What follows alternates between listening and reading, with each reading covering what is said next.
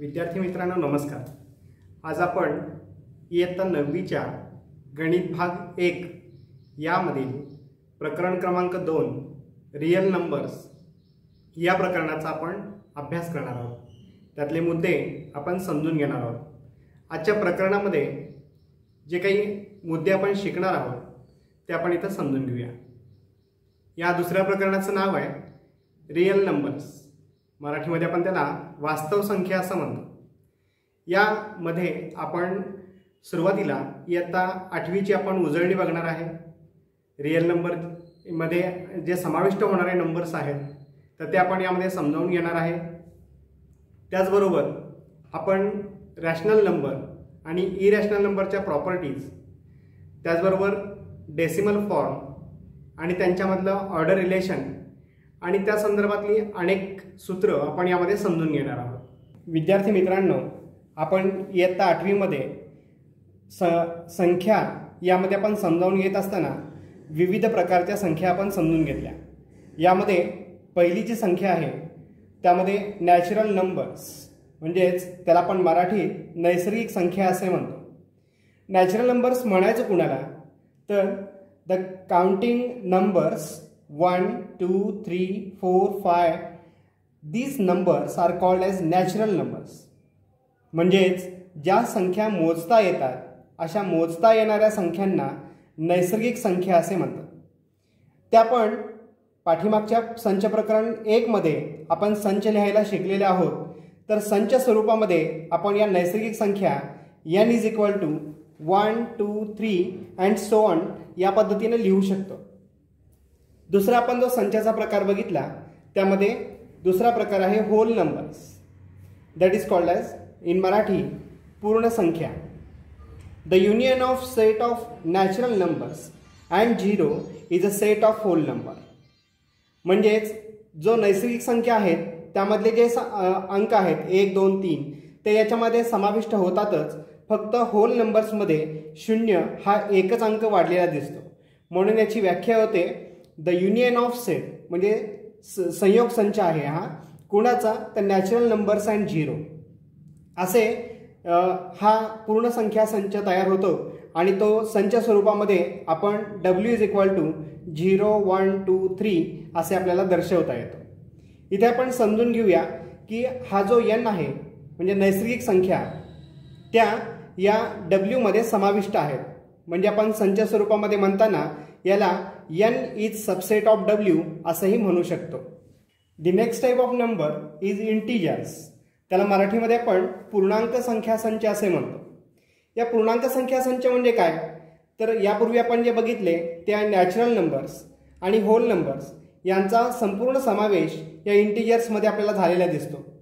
म्हणजे इथं 0, 1, 2, 3 and so on हे नंबर्स आपल्याला यामध्ये दिसतात। यामध्ये ॲडिशनल पॉईंट इतकाच आहे की जे नॅचरल नंबर्स आहेत त्याच्या अपोजिट नंबर्स म्हणजे -1, -2, -3 अँड सो ऑन या पद्धतीनं हे सगळे एकत्रित येऊन त्याचा संयोग होऊन इथं आपल्याला इंटिजर्स तयार झालेले दिसतात। मग याची व्याख्या आपण काय करू शकतो, the set of natural numbers where natural numbers 0 and opposite of all natural numbers is called integers and it is denoted by I। हे ज्या पूर्णांक संख्या संच आहेत इंटिजर्स आहेत यांना आपण I ने दर्शवतो। म्हणजे इथं आपण मराठीत समजून घेऊया नैसर्गिक संख्या 0 व नैसर्गिक संख्यांच्या विरुद्ध संख्या यांच्या संयोग संचास पूर्णांक संख्या असे म्हणतात आणि ते I ने दर्शवले जातात। आपण संच स्वरूपामध्ये I = -3, -2, -1, 0, 1, 2, 3 अँड सो ऑन या पद्धतीने दर्शवू शकतो। पुढचा भाग आहे, पुढचा मुद्दा आहे तो म्हणजे रॅशनल नंबर्स। त्याला आपण परिमेय संख्या असं म्हणतो। इयत्ता 7वी आणि 8वीच्या आपण गणितामध्ये हा भाग शिकलेला आहोत। मग रॅशनल नंबर्स म्हणायचं कुणाला, if P and Q are integers म्हणजे आपण आत्ताच इंटिजर समजून घेतले -3, -2, -1, 0, 1, 2, 3 अँड सो ऑन यापैकी कोणत्याही संख्या असतील आणि जर का त्या आपल्याला P/Q या स्वरूपात मांडता येतील म्हणजे the numbers are represented in the form of P/Q या स्वरूपातल्या सर्व संख्यांना आपण रॅशनल नंबर्स म्हणतो. यामध्ये एक गोष्ट सगळ्यात महत्त्वाची विद्यार्थी मित्रांनो लक्षात ठेवणं आवश्यक आहे की इथं क्यू जो आहे तो छेद आहे. इथं पी अपॉन क्यू पाहूया. हा जो पी अपॉन क्यू आहे तर यामध्ये क्यू हा छेद आहे. It is a denominator. It should not be zero. ही या रॅशनल नंबरची अट आहे. आपण मराठीमध्ये समजून घेऊया. जर पी व क्यू या पूर्णांक संख्या असतील जिथे क्यू हा शून्य असता कामा नये, कारण आपण बघितलं की या पूर्णांक संख्यामध्ये शून्य आहे, म्हणजे पूर्णांक संख्या हव्यात मात्र छेदाला शून्य नको आहे. Q is not equal to zero. Then तर पी छेद क्यू स्वरूपात मांडता येणाऱ्या या सर्व संख्या आहेत त्यांना आपण परिमेय संख्या असे म्हणतो. या क्यू या अक्षरांनी डिनोट केल्या जातात. मग आपण क्यू हा जो सेट आहे तो कसा लिहू शकतो. आत्ताच आपण गुणधर्म पद्धतीनं जो संच शिकलेला आहे प्रकरण, तर त्यामध्ये आपण गुणधर्म पद्धतीने हा संच लिहू शकतो. Q is a set of all P upon Q where P and Q belongs to I and Q should not be zero. या पद्धतीनं आपण या रॅशनल नंबर्स दर्शवू शकतो. आता आपण ऑर्डर रिलेशन समजून घेणार आहोत. आता आपण जे काही रॅशनल नंबर्स परिमेय संख्या समजून घेतल्या तर त्याची ऑर्डर रिलेशन कशी असते. ऑर्डर रिलेशन म्हणजे परिमेय संख्यांमधला क्रमसंबंध. क्रमसंबंध विद्यार्थी मित्रांनो 3 प्रकारात असतात. कोणत्याही दोन संख्या आपण दर्शवत असताना ती संख्या समान आहे, ती संख्या एका संख्येपेक्षा दुसरी संख्या लहान आहे किंवा एका संख्येपेक्षा दुसरी संख्या मोठी आहे, या स्वरूपामध्ये आपल्याला दर्शवता येत असतात. हे क्रमसंबंध आपण इक्वल टू, लेस दॅन और ग्रेटर दॅन या चिन्हाने दर्शवत असतो. इथे एक आपण उदाहरणादाखल एक आपण उदाहरण घेतलेलं आहे. If P upon Q and R upon S are any two rational numbers. दोन रॅशनल नंबर आपण या ठिकाणी घेतलेले आहेत, P upon Q and R upon S. यामध्ये आपण समजून घेऊया वेअर. इथं आपली अट मात्र नेहमी लक्षात ठेवा. There should be a must condition here. Q is greater than zero and S is also greater than zero. कारण क्यू हा डिनॉमिनेटर आहे, एस हा सुद्धा डिनॉमिनेटर आहे या दोन्ही ठिकाणी, आणि ते जे डिनॉमिनेटर आहेत ते शून्य असता कामा नयेत, ही आपली कंडिशन आहे. जर काय असं असेल तर यांच्यामधला क्रमसंबंध आपण कसा दर्शवू शकतो ते आपण इथे पाहूया. If P upon Q and R upon S then. आता इथं आपण जर पाहिलं तर आपल्या लक्षात येईल पहा, पी इंटू एस म्हणजे हा पहिल्याचा अंश आणि दुसऱ्याचा छेद, आणि दुसरा भाग आपण घेतलाय आर इंटू क्यू म्हणजे इथं आपण बघूया या दुसऱ्याचा अंश पहिल्याचा छेद. असा आपण जर गुणाकार घेतला आणि हा जर गुणाकार हे जे प्रोडक्ट आहे that product is equal to, जर का समजा हा प्रोडक्ट समान आला तर आपण तिथं आपण असं म्हणू शकतो P into S is equal to Q into R. Then it is called as P upon Q is equal to R upon S. म्हणजे दोन्ही त्या ज्या रॅशनल नंबर्स आहेत त्या समान आहेत असं आपल्याला इथं सांगता येईल, आणि त्या बरोबर चिन्हाने इक्वल टू चिन्ह साईननं आपल्याला दर्शवता येऊ शकतं. इथं एक उदाहरणादाखल मी एक उदाहरण घेतलेलं आहे. 2/3 and 3/2. Are these two rational numbers equal, unequal और ग्रेटर दॅन. हे जर आपल्याला समजून घ्यायचं असेल तर इथं आपण वरच्या प्रमाणे आपण समजून घेऊया. तर विद्यार्थी मित्रांनो आता आपण रॅशनल नंबर्स समजून घेतले. आता ह्या रॅशनल नंबर्समध्ये क्रमसंबंध म्हणजे ऑर्डर रिलेशन आपण इथे समजून घेणार आहोत. क्रमसंबंध 3 प्रकारचे असतात. एक, ते दोन्ही संख्या समान असतात, एक संख्या दुसऱ्या संख्येपेक्षा लहान असते किंवा एक संख्या दुसऱ्या संख्येपेक्षा मोठी असते. ते आपण चिन्हामध्ये समान, मोठे आणि लहान या चिन्हाने आपण दाखवत असतो. इथे आपण उदाहरण बघूया. If P upon Q and R upon S are any two rational numbers. इथं मी 2 परिमेय संख्या घेतलेल्या आहेत, P upon Q and R upon S, where Q is greater than zero and S is also greater than zero. Because we have a condition here, the denominator Q and S should not be zero. Here the condition for rational number is taken, and on the basis of that we will taken here first example. If p upon q and r upon s, then we have taken here multiplication, cross multiplication taken here. Here we see that P is a numerator of one rational number and S is the denominator of other rational number.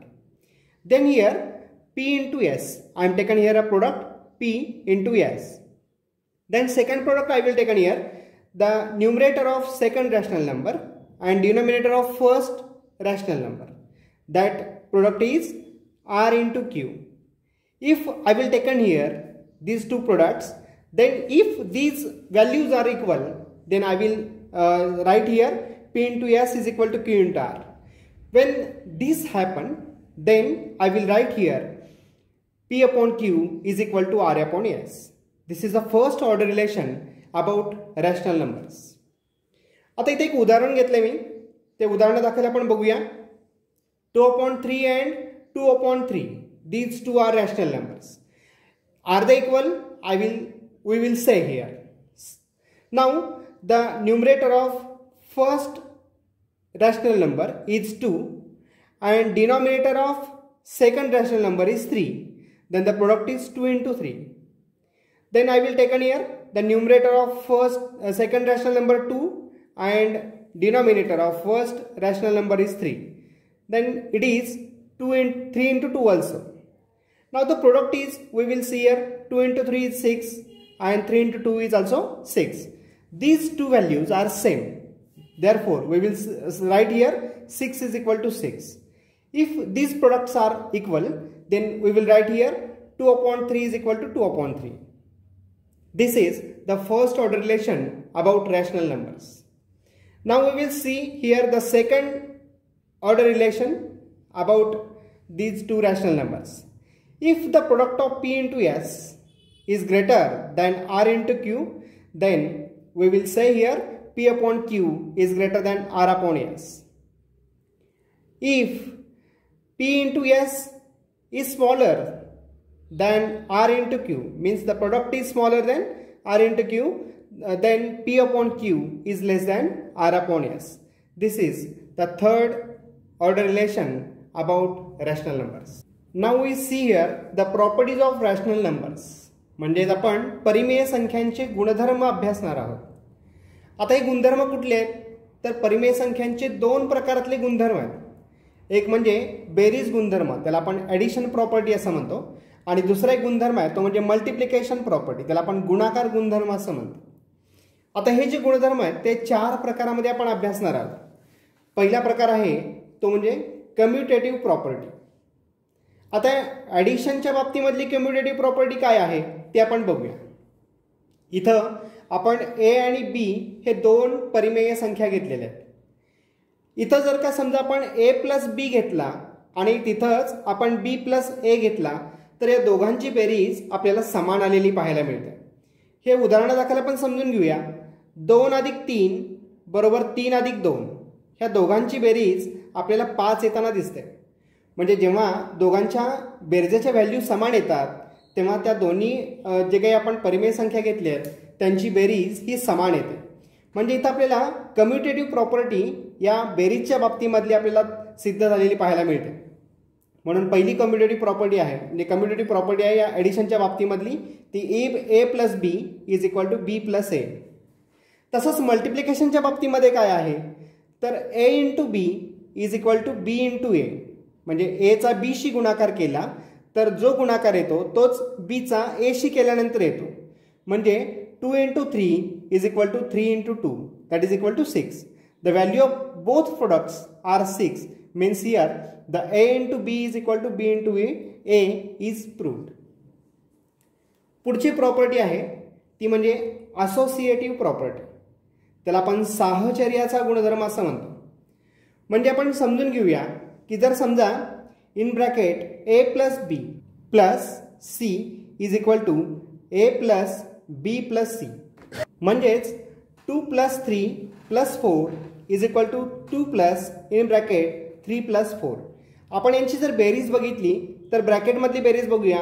2 plus 3 म्हणजे 5 plus 4 is equal to 9. तसंच या बाजूची जी बेरीज आहे ती बघूया आपण. 2 plus पहिल्यांदा ब्रॅकेट बघूया आपण 4 plus 3 is equal to 7 and 7 plus 2 is equal to 9. Means the summation of both the sides of numbers are equal. Hence the property here proved that a plus b in bracket plus c is equal to a plus in bracket b plus c is proved. तसंच मल्टिप्लिकेशनचा गुणधर्म काय आहे या associate प्रॉपर्टीच्या अनुषंगाने, तर गुणाकाराच्या संदर्भामध्ये जर जिथं आपण इथं बेरीज घेतली आहे तिथं आपण इथं गुणाकार घेतलेला आहे. In bracket a into B into C is equal to a into B into C. इथे एक उदाहरण म्हणून आपण घेतलेलं आहे. 2 इंटू 3 ब्रॅकेटमधला हा गुणाकार आहे तो येतो 6. 6 into 4 that is equal to 24. And here also 2 into 3 into 4 3 into 4 is equal to 12 and 12 into 2 is equal to 24. Means the product of both the sides are equal. Hence a into b into c is equal to a into b into c are proved. पुढचा गुणधर्म आहे rational नंबरचा, तो म्हणजे identity. यालाच आपण अविकारक गुणधर्म असं म्हणतो. म्हणजे बेरजेमध्ये कोणत्याही संख्येमध्ये शून्य मिळवला. आता इथे आपण a प्लस शून्य केलाय, a plus 0 is equal to 0 plus A. म्हणजे ए मध्ये शून्य मिळवा किंवा शून्यामध्ये कोणतीही संख्या मिळवा तर त्याची बेरीज ही ती संख्या एवढीच राहते. म्हणजे ए मध्ये शून्य मिळवला किंवा शून्यामध्ये ए मिळवला तरी ती संख्या ए इतकीच राहिलेली आपल्याला पाहायला मिळते. तसंच मल्टिप्लिकेशनच्या बाबतीमध्ये आपण बघूया. ए इंटू 1 म्हणजे कोणत्याही संख्येला 1 न गुणलं तर ती संख्या तशीच राहते. ए इंटू 1 और 1 into A is equal to A. या दोघांचा प्रोडक्ट आपल्याला सारखाच म्हणजे ती संख्याच आलेली पाहायला मिळते. चौथा गुणधर्म आहे तो म्हणजे इनव्हर्स. आता यामध्ये ॲडिशन इनव्हर्स घेताना आपल्याला ए प्लस मायनस ए म्हणजे एचा ॲडिशन इनव्हर्स आहे मायनस ए आणि ह्या दोघांची जर बेरीज केली तर आपल्याला त्याची बेरीज मिळते 0. म्हणजे कुठलीही संख्या घेतली तर ती संख्या विरुद्ध त्याच्या विरुद्ध संख्या ह्या दोघांची जी बेरीज आहे ती आपल्याला 0 मिळते. तसंच ए चा जो मल्टिप्लिकेटिव्ह इनव्हर्स आहे तो 1/a असा आहे. ह्या दोघांचा जर गुणाकार केला तर हा गुणाकार आपल्याला नेहमी 1 मिळतो. हे आपल्याला या गुणधर्मावरून सिद्ध होतं. आता आपण decimal form of rational number समजून घेणार आहोत. डेसिमल फॉर्म म्हणजे काय तर परिमेय संख्यांचं दशांशापूर्णांक रूप आपण समजून घेणार आहोत. आता हे दशांशापूर्णांक रूप आपण इयत्ता 8वी मध्ये समजून घेतलेलं आहेच. यामध्ये दशांशापूर्णांक रूपामध्ये 2 प्रकार आहेत. एक आहे ते जे काही दशांशापूर्णांक आहेत किंवा दशांश रूप आहे तर ते टर्मिनेटिंग टाईपमध्ये असतं किंवा नॉन टर्मिनेटिंग टाईपमध्ये असतं. आपण इयत्ता 8वी मध्ये समजून घेतलंय. त्यामध्ये एक उदाहरण म्हणून आपण बघूया. 4/5 हे जर का आपण त्याचा भागाकार केला, इथं डिव्हिजन केली तर आपल्याला लक्षात येतं की याचं उत्तर 0.5 येतं. म्हणजे इथं जर आपण 4ला 5ने भागलं तर आपल्याला भागाकार हा 0.5 येतो आणि बाकी 0 उरते. म्हणजे तिथं भागाकार क्रिया थांबते. जेव्हा भागाकार क्रिया थांबते तेव्हा जे काही दशांश रूप असतं ते खंडित रूपामध्ये असतं. That is called as terminating type. इथे मात्र दुसरं जे उदाहरण आहे ते तसंच आहे. -25ला पण जर 5 न भागलं तर आपल्याला त्याचं उत्तर मिळतं -5. भागाकार येतो -5 आणि बाकी 0 राहते. म्हणजे भागाकार क्रिया सुद्धा इथं थांबलेली आपल्याला पाहायला मिळते. मात्र काही उदाहरणं अशी आहेत की ज्याच्यामध्ये आपण भागाकार क्रिया करत राहिलो, अगदी लाईफटाईम आपण जरी तो भागाकार क्रिया करत राहिलो तरी तो भागाकार कधी संपत नाही, त्याची बाकी कधी 0 येत नाही आणि तो भागाकार असाच पुढे चालू राहतो आणि तो अनंतापर्यंत जातो. हे जर आपण पाहिलं तर त्याच्यामध्ये आपण काही वेळेला त्याच्यामध्ये जे काही येणारे अंक असतात ते वेगवेगळे असतात, काही वेळेला तेच येतात. मात्र जेव्हा आपण रॅशनल नंबर असं म्हणतो त्यावेळेला जे काही येणारे अंक असतात ते जर वारंवार तेच येत राहिले तर ते रॅशनल नंबर असतात आणि जर का तेच अंक येत नाही राहिले तर आपण त्याला इरॅशनल नंबर असं म्हणतो. आता इथं अखंड आवर्ती रूप आहे. ह्यामध्ये हे जे आपण भागाकार क्रिया केली 23/7 असं जर भागाकार क्रिया केली म्हणजे 23ला आपण 7 भागलो तर 3.285714 असे डेसिमल्स आपल्याला मिळतात. आणि हा जो काही गट आहे 2855714चा हा गट हा पुन्हा रिपीटिंग येत राहतो, पुन्हा तोच येत राहतो.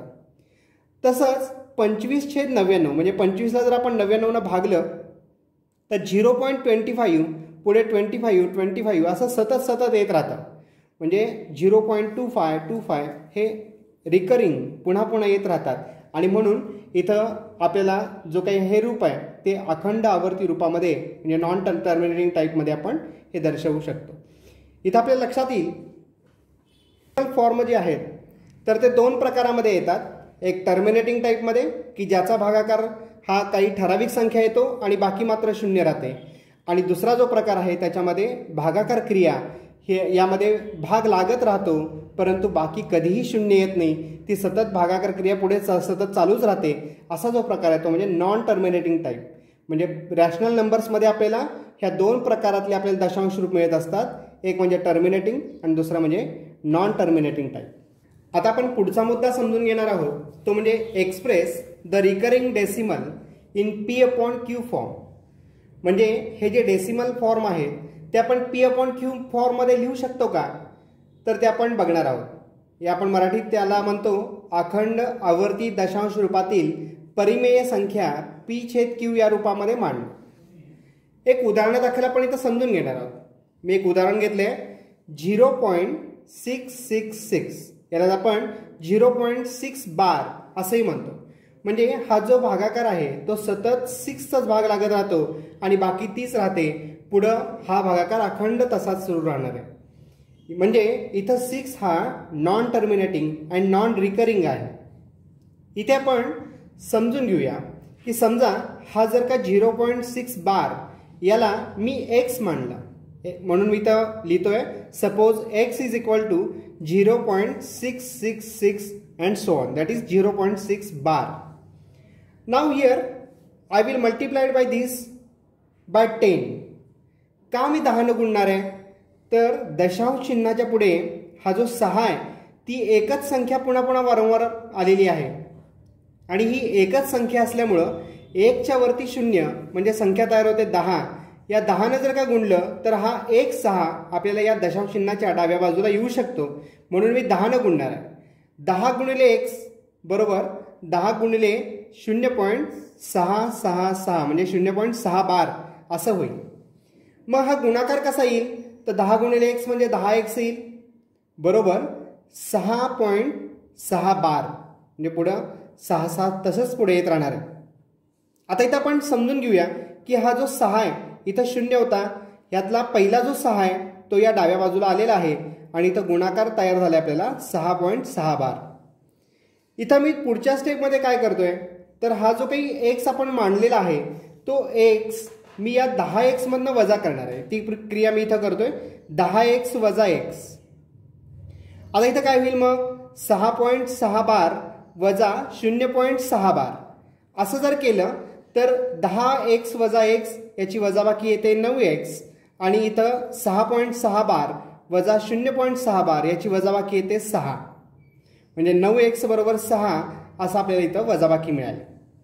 आता हा जो 9 आहे तो या डाव्या बाजूला आहे, तो मी या उजव्या बाजूला घेणार आहे. पक्षांतर क्रियेमध्ये इथं हा गुणाकार असलेला म्हणजे गुणिले स्वरूपात असलेला 9 ह्या डाव्या बाजूला उजव्या बाजूला गेल्यानंतर 6ला तो भागिले होणार आहे, म्हणजे x बरोबर 6/9 असं येईल.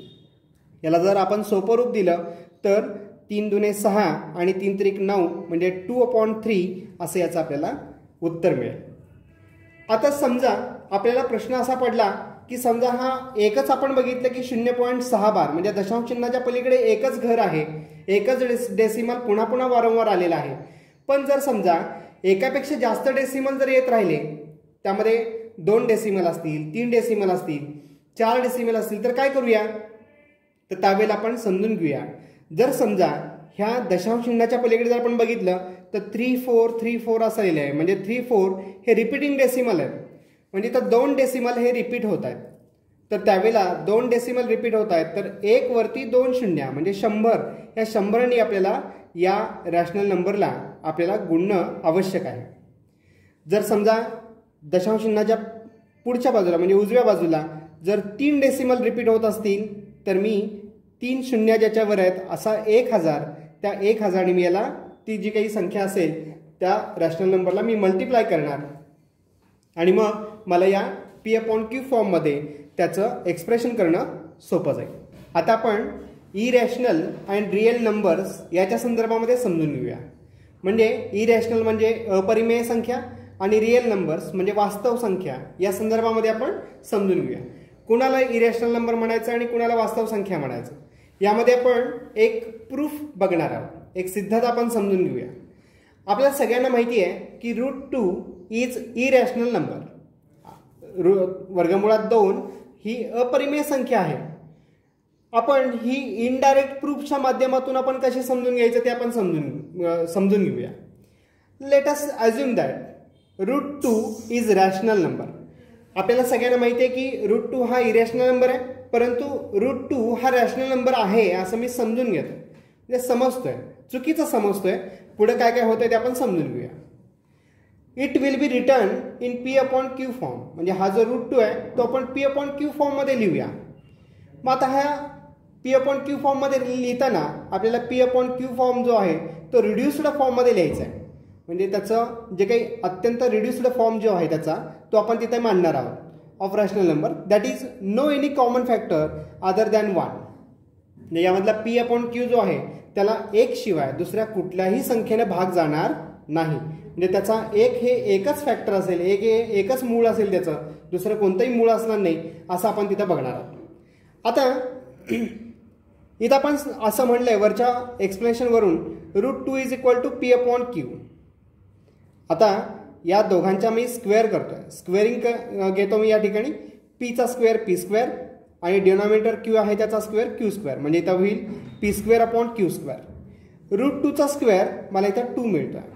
म्हणजे इथं तयार झाले पहा 2 is equal to P²/Q². So here Q² is denominator and I will taken here with the multiplication with 2. So P² is equal to 2Q². This is the first equation I will obtain here. Then P² is even number. If P² is equal to 2Q², then P² should be even number. P² ही समसंख्या असणारच. जर आपल्याला P² बरोबर 2Q² मिळाला असेल. P is also even means 2 is factor of P. म्हणजे इथं आपण बघूया की जर P हा P² ची जर काय किंमत ही जर का इव्हन नंबर म्हणजे P² हा इव्हन नंबर समसंख्या जर मिळाली आपल्याला तर P सुद्धा काय असेल, समसंख्या असेल. आणि म्हणून ती समसंख्या असेल तर त्याचा फॅक्टर, त्याचं मूळ हे 2 असणारच. म्हणून आपण P ला मी या स्वरूपामध्ये मांडतो P is equal to 2 × T. म्हणजे P जी संख्या आहे ती 2 ला गुणिले असणार आहे. मग ती T बरोबर 1 असेल, 2 असेल किंवा अन्य कोणत्याही असतील. P² बरोबर 4T². मी स्क्वेअर करतो दोन्ही बाजूचा. P² is equal to 4T². That is here I will obtain here P² is equal to 4T². Then from equation 1 and 2 I will get the next explanation about 1 and 2. मगाशीचे आपण जे पाहिलं त्यामध्ये आपण पहिल्यांदा असं म्हणलंय की 1 शिवाय दुसरा कोणताही फॅक्टर हा P आणि Qचा नाही आहे. परंतु इथं आपल्याला लक्षात येत आहे की 2 is a common factor of P and Q both. This is contradictory because in P/Q आपण जे P/Q घेतलेला आहे तर त्यामध्ये आपल्याला असं लक्षात येत आहे की हा विरोधाभास आहे. इथे आपण जो विरोधाभास आपल्या लक्षात आला तर तो P आणि Q ला 2 हा कॉमन फॅक्टर आहे असं आपल्या लक्षात येते. मात्र मगाशी आपण जे समजलंय त्यामध्ये P आणि Q ला 1 शिवाय दुसरा कोणताही कॉमन फॅक्टर नाही असं आपल्या लक्षात आलेलं होतं. म्हणजे हा जो विरोधाभास निर्माण झाला तो कशामुळे, तर we have assumed here P and Q have no common factor except 1. Our assumption that is √2 is rational number is wrong. ह्यावरून आपल्या लक्षात येतं की जर 2 हा कॉमन फॅक्टर आहे तर आपण जे अझम्पशन केलंय √2 इज रॅशनल नंबर हे चुकीचं आहे, इट इज रॉंग हे लक्षात येईल. आणि म्हणून so √2 is a irrational number. Here this proof of √2 is irrational number. By this method we will prove here. पुढचा मुद्दा आपण समजून घेऊया decimal form of irrational number म्हणजेच अपरिमेय संख्यांची दशांश रूपात मांडणी. आपण सगळेजण मूळ काढण्यासाठी इयत्ता 8वी मध्ये शिकलेलो आहोत. 2चं वर्गमूळ आपण इयत्ता 8वीत असताना काढले, 3चं वर्गमूळ आपण काढलेलं आहे. आणि या वर्गमूळ काढल्यानंतर आपल्याला माहिती आहे की त्याच्या दशांश रूपामध्ये मांडणी येते √2 ची 1.4146. 4 to 1 अँड सो ऑन. हे जे काही येणारे डेसिमल फॉर्म आहे तो कसा आहे तर तो non terminating and non recurring आहे. तसाच √3चा जो डेसिमल फॉर्म आहे तो 1.732 अँड सो ऑन हा सुद्धा non terminating and non recurring म्हणजे अखंड आणि अनावर्ती आहे. इयत्ता 8वीमध्ये शिकल्याप्रमाणे जर आपण हे डेसिमल फॉर्म जे आहेत ते अखंड आणि अनावर्ती असतील तर त्यांना आपण इरॅशनल नंबर म्हणजेच अपरिमेय संख्या असं म्हणतो. Means here we realize that a number whose decimal expansion is non terminating and non recurring that number is called as irrational number. म्हणजे अखंड अनावर्ती दशांश रूपातील ज्या संख्या असतात त्या अपरिमेय असतात हे यावरून आपल्या लक्षात येईल. जसं आपण रॅशनल नंबरचे क्रमसंबंध बघितला ऑर्डर रिलेशन बघितल्या तसं आपण properties of order relation on real numbers हे सुद्धा आपण अभ्यासणार आहोत. म्हणजे वास्तव संख्यांवरील क्रमसंबंधांचे गुणधर्म आपल्याला समजून घ्यायचे आहेत.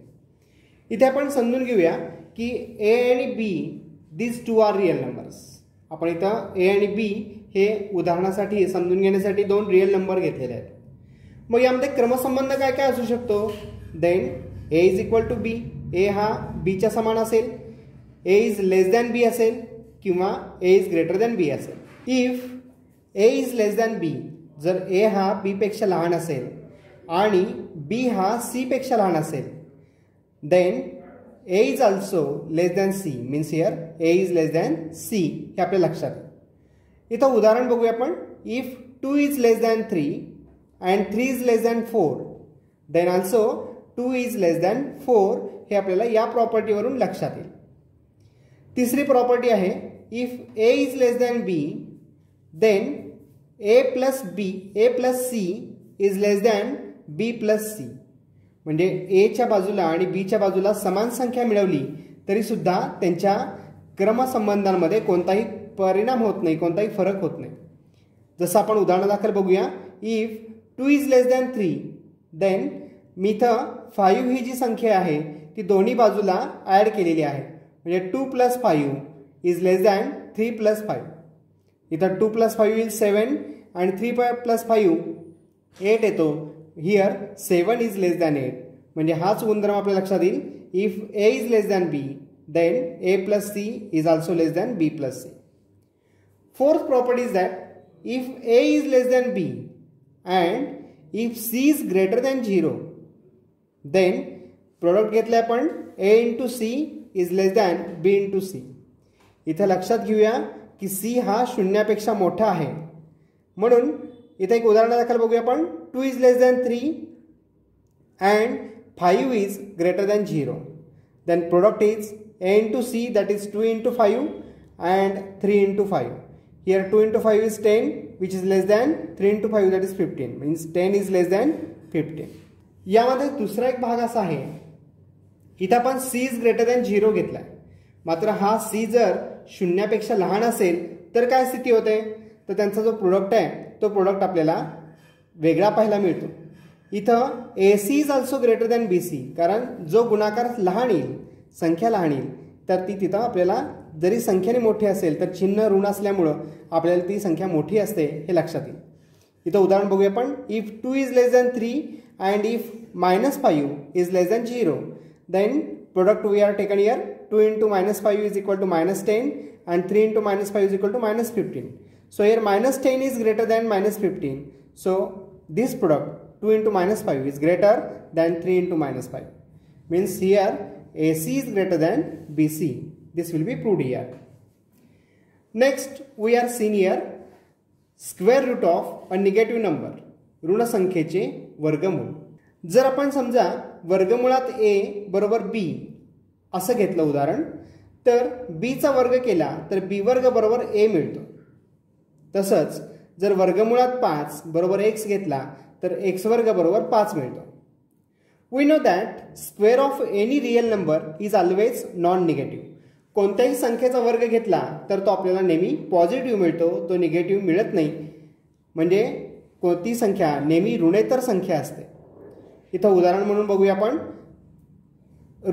स्क्वेअर रूट उदाहरणार्थ स्क्वेअर रूट ऑफ -5चा स्क्वेअर जर आपण घेतला तर तो -5 मिळतो.